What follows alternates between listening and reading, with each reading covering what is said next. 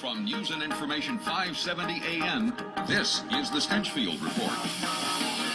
Welcome, I'm Grant Stinchfield. So, Bowe Bergdahl is back in American hands. The way we got him there, I got big problems with. And I will tell you right now that American lives will be put in danger. And U.S. soldiers and Marines will be put at risk of being victims of kidnappings overseas, because what we've told the Taliban, Al-Qaeda, and other terrorist organizations is that we will negotiate with you.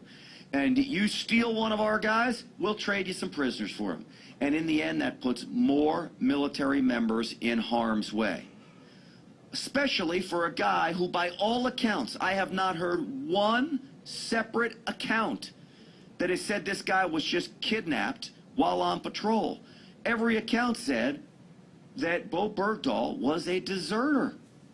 Well, to talk about all of this is Brian Bouffard. He is a former lieutenant commander and JAG officer. Brian Bouffard, thanks so much for coming on the Stinchfield Report. Grant, thanks for having me. Just as a former member of our military, and thank you for your service there, I want to ask you, what do you think about this prisoner swap? I'm not a fan, and the reason why I'm not a fan is because I'm seeing really the same exact things that you are. I haven't seen any indication that Sergeant Bergdahl was anything but a deserter. And now we don't fully know that yet because the investigation's not done, but I certainly tend to credit the people who served with him and are telling us what happened. You know, you have men in his platoon. I mean, there is at least 6 of them that I've either read quotes from or seen actually talk about this on camera. All of them say he's a deserter at the very least and a traitor at most. One of the members of his platoon even called for his execution as a traitor. Well, interestingly, you know, desertion in time of war is an offense under the UCMJ that can carry the death penalty. Yeah, and here we have men. There are accounts that men were killed and injured actually looking for Bergdahl. Exactly. You know, obviously exacerbates that severely. Also, noting yesterday there was a very interesting article in the Washington Times that suggests that we've known where he has been for quite some time, and the commanders on the ground did not want to risk a rescue operation on somebody who they considered at that time to be a deserter. So he's been gone for 5 years, and through most of that time, it seems that he has been regarded as a deserter. Yeah, his emails to his parents were very troubling, saying that he was ashamed of America, it was revolting, he was not a fan of his commanders, he was embarrassed by America, the list goes on. So now, let's get to the task at hand here. Now, he's basically back in American hands. Look, right. I don't know what war does to somebody, all right? So maybe a switch flipped on him, but something mentally happened to him, and he's in the throes of war. You know, I'm happy he is home. What is the process now, though? There is indications today that the Army is starting a new investigation into his disappearance. Is court-martial a possibility? Yesterday, the Army said they may actually promote the man. They promote somebody who's missing or a prisoner of war. They promote automatically on schedule with their peers, so there's nothing unusual about that at all. His next promotion would actually be the staff sergeant, and that is not a foregone conclusion because obviously he's no longer a prisoner of war now.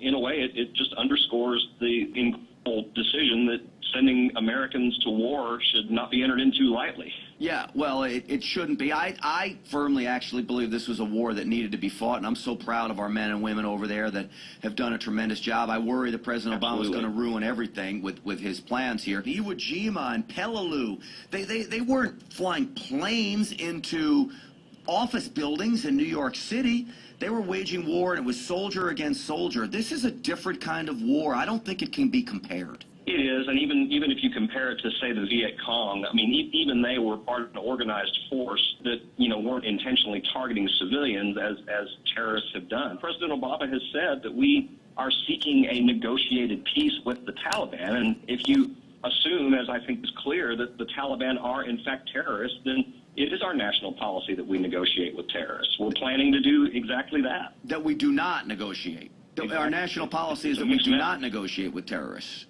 Right. It's a mixed message. Yeah, and any thought of negotiating with them would send me through the roof. So you were a JAG officer. What will Bouffard face? Say the investigation reveals what all the soldiers are saying, that he deserted his platoon.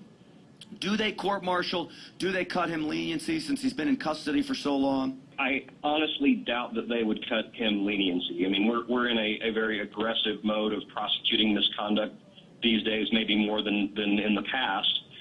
And I believe it was either today or yesterday, General Dempsey, the Chief of Staff of the Army and the Chairman of the Joint Chiefs of Staff, he said, yeah, an investigation is going to take place, and he is certainly not ruling out a court-martial, and he absolutely should not rule out a court-martial in this case. How do you defend a guy in this case? Like in a lot of cases, it's gonna really live and die with the quality of the investigation that is done. Obviously, his father's comments, which aren't really helping him at all, from the perspective of the defense counsel, I don't like that. His deleted tweet that he's working to free all Guantanamo prisoners. I'd try to distance my client from that as much as possible, but when you look at least what we're seeing now, it would be a very difficult case to try to show that he did not desert. Well, I think the first thing his attorney should do if he is brought up on charges is tell his father to shave.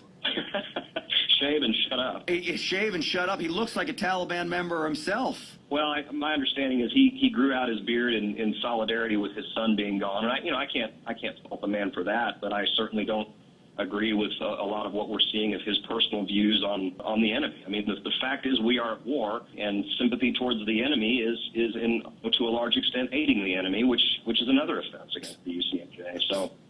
So we're talking with Brian Bouffard. Brian Bouffard was a lieutenant commander and JAG officer. What do you say when President Obama says things like, we never leave a man behind?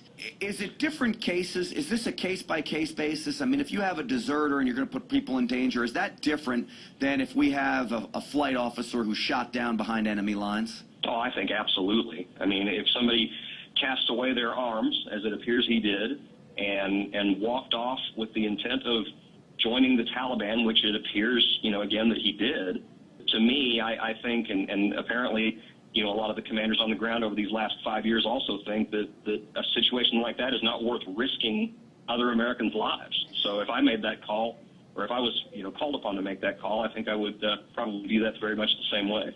Now, to be fair to Bowe Bergdahl, I did hear one of his platoon members who said he deserted, but his platoon member said he had started talking negatively about America and the war going on there and his displeasure with leadership in America.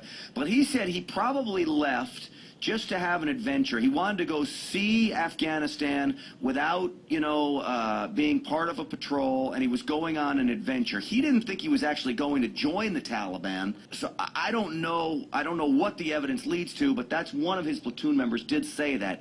Even so, leaving post is a crime. It's a crime, and it's obviously a terrible, terrible idea. Whatever his motivation was, walking away from his unit, a forward deployed unit like that, you've got to know what's likely to happen. That's what happened. That's what happened, and this is a lesson to be learned, and in the end, other soldiers had been killed looking for this man.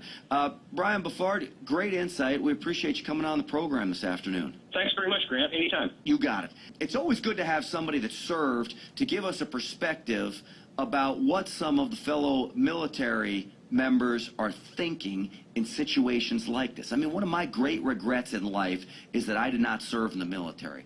I wish I would have, but I didn't because I was headstrong and I probably wouldn't have been taking orders very well as an 18-year-old snot-nosed kid.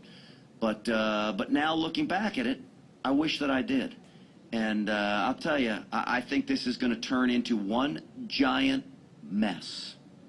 And President Obama needs to really look hard at what he did here, because he broke a long-standing tradition that America does not negotiate with terrorists. And now, are we instituting a policy that we do negotiate with them? Apparently so. Apparently so. All right, coming up after a quick break,